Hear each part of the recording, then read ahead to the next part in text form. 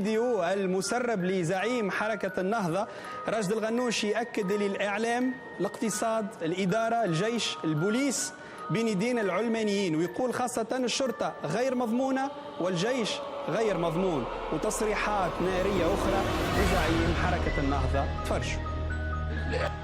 وبيدهم الإعلام الجيش مش مضمون، الجيش